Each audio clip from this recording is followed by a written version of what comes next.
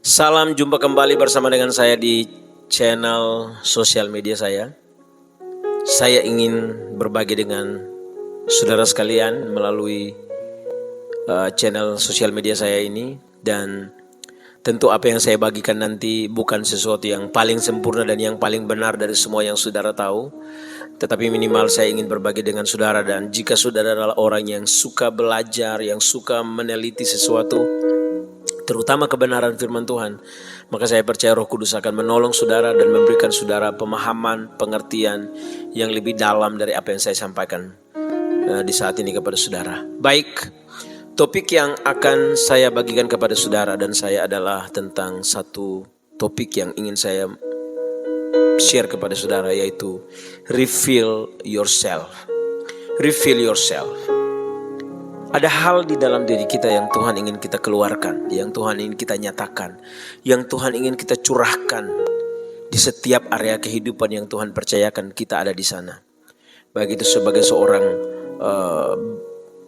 pejabat, seorang birokrat, seorang petani, nelayan, ataupun sebagai masyarakat dimanapun saudara berada, atau sebagai kepala rumah tangga, sebagai pendidik dan sebagainya. Ada hal yang perlu kita sadari. Sebagai orang muda, sebagai orang tua, Tuhan ingin kita nyatakan sesuatu yang telah Tuhan investasikan di dalam diri kita masing-masing.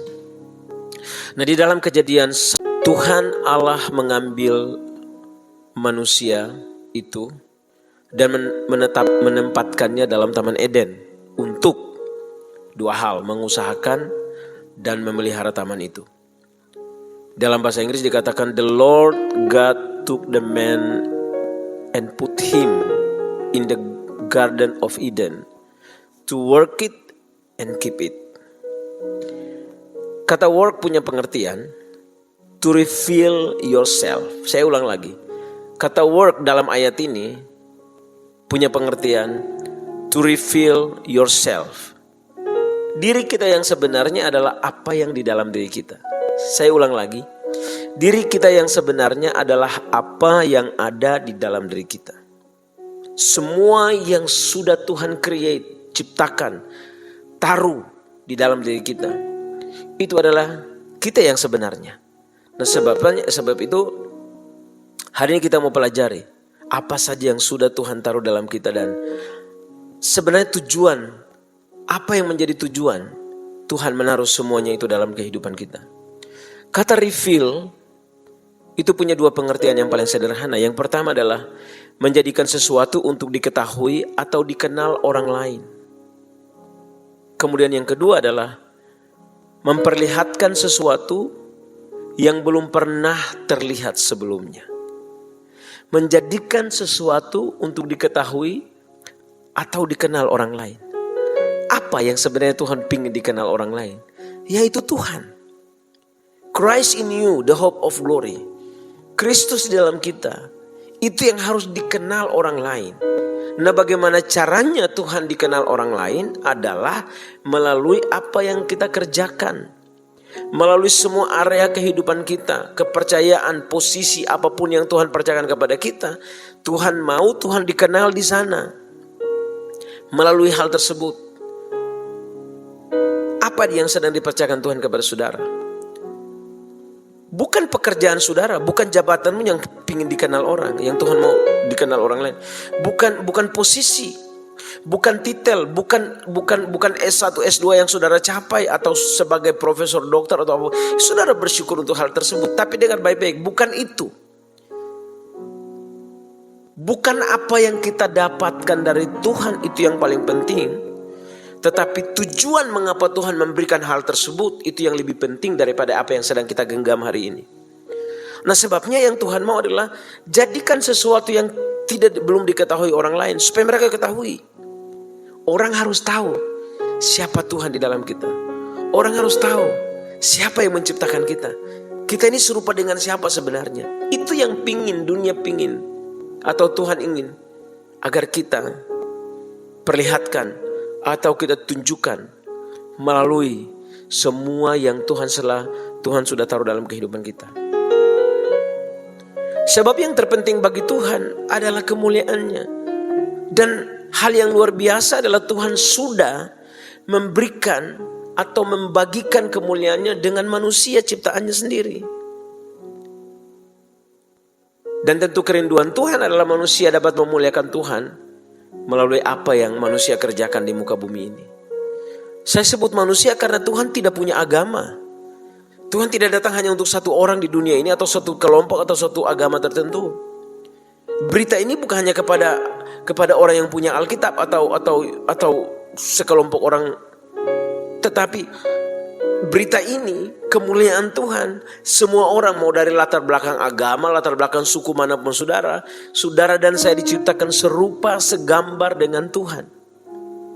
Berarti semua orang punya kemuliaan. Dalam Yesaya 60 ayat yang pertama dikatakan, bangkitlah menjadi teranglah sebab terangmu datang dan kemuliaan Tuhan terbit atasmu. Dalam 1 Petrus 2 ayat 9 misalnya dikatakan, tetapi kamulah bangsa yang terpilih, imamat yang rajani, bangsa yang kudus, umat kepunyaan Allah sendiri. Supaya, nah itu, betul kita umat kepunyaan Allah, kita dipilih, kita dipanggil. Untuk apa? Kita tidak hanya bangga karena kita dipanggil dan dipilih. Kita harus tahu mengapa kita dipanggil dan dipilih. Dan dikatakan tujuannya adalah apa? Supaya kamu memberitakan perbuatan-perbuatan yang besar dari Dia yang telah memanggil kamu keluar dari kegelapan kepada terangnya yang ajaib. Perbuatan-perbuatan besar bagaimana? Yang Tuhan inginkan. Perbuatan-perbuatan besar yang telah Tuhan kerjakan di dalam saudara.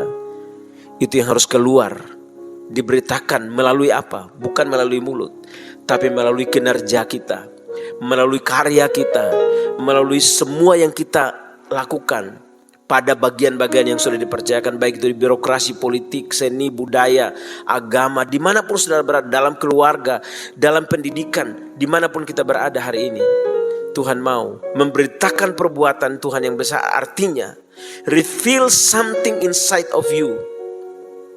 Nyatakan hal-hal besar dalam diri saudara dengan maksimal. Jangan bekerja cuma untuk gaji. Jangan bekerja hanya untuk mengejar sebuah posisi.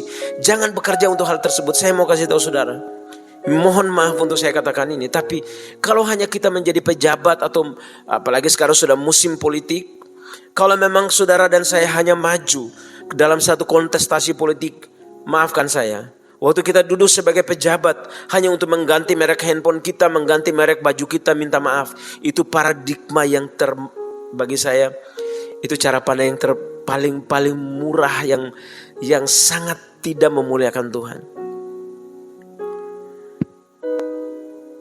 Reveal yourself.